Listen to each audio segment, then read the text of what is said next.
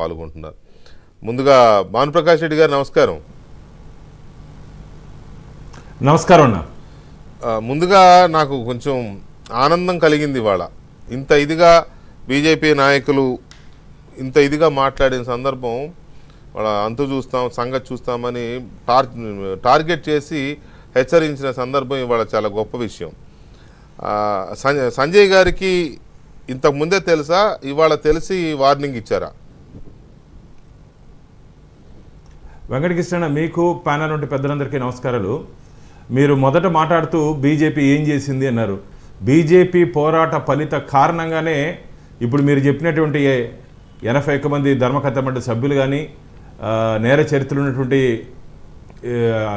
వ్యక్తులు కానీ, నేను కేసు వేసిన కారణంగా, భారతీయ జనతా పార్టీ తరఫున నేను కేసు వేసిన కారణంగా అవన్నీ కోర్టులో నిలిపివేశాము.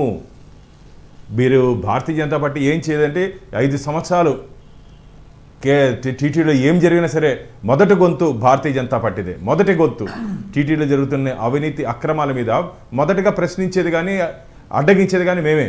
ఎక్కడ వివిధ కార్యక్రమాలు చేస్తాం మీకు కూడా తెలుసు.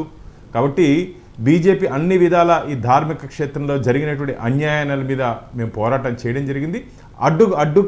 అదుపు కూడా చేయడం జరిగింది. మామూలుగా ఎద్దుకేదో ముక్కుతాడేస్తారు చూడండి, అట్లా ఒక ముక్కుతాడులా తయారయ్యాం మేము. భగవంతుడి దగ్గర కాపలా కుక్కల్లా భారతీయ జనతా పార్టీ ఉన్నామన్న. అక్కడ జరుగుతున్నటువంటి అవినీతి అక్రమాల మీద మేము నిరంతరం పోరాటం చేస్తున్నాం. నిన్న సంజయ్, మా సోదరుడు సంజయ్ నిన్న తిరుపతికి వచ్చిన సందర్భంగా ఎయిర్పోర్ట్ నుంచి నేను సంజయ్ భాయ్ కలిసి తిరుమలకి వెళ్తున్నప్పుడు, గతంలో కూడా దీని మీద పూర్తి అవగాహన ఉంది సంజయ్కి. మేము ఇద్దరం కలిసి వెళ్తున్నప్పుడు ఏం జరుగుతూ ఉంది ఏమనేది దీంట్లో మొత్తం ఇవన్నీ మేము చర్చించుకుంటూ వెళ్ళడం జరిగింది.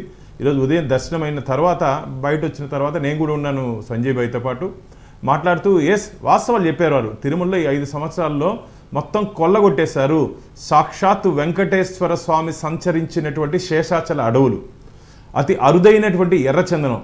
మామూలుగా మన ఒక పుష్ప అని ఒక సినిమా వచ్చింది, వైసీపీ నాయకుల్ని ఉద్దేశంలో పెట్టుకొని తీసినట్టున్నాడు ఆ డైరెక్టర్. కేవలం నిజం చెప్తున్నాం, కేవలం వైసీపీ ఒకటి కాదు, చాలామంది పుష్పాలు ఉన్నారు అధికార పార్టీలో. ఈరోజు దాన్నే సంజయ్ గారు చెప్పడం జరిగింది. కానీ ఏం చేసింది బీజేపీ అన్నారు. ఒకటి, స్టేట్ అడ్మినిస్ట్రేషన్ మొత్తం పోలీస్ డిపార్ట్మెంట్ అంతా రాష్ట్ర ప్రభుత్వ పరిధిలో ఉంటుంది, వాళ్ళ చేతిలో ఉంటుందన్న. గతంలో కిషన్ రెడ్డి గారు హోంశాఖ మంత్రి ఉన్నప్పుడు నేను వారికి వ్యక్తిగతంగా ఈ ఎర్రచందనం మీద ఫిర్యాదు చేయడం జరిగింది. అసలు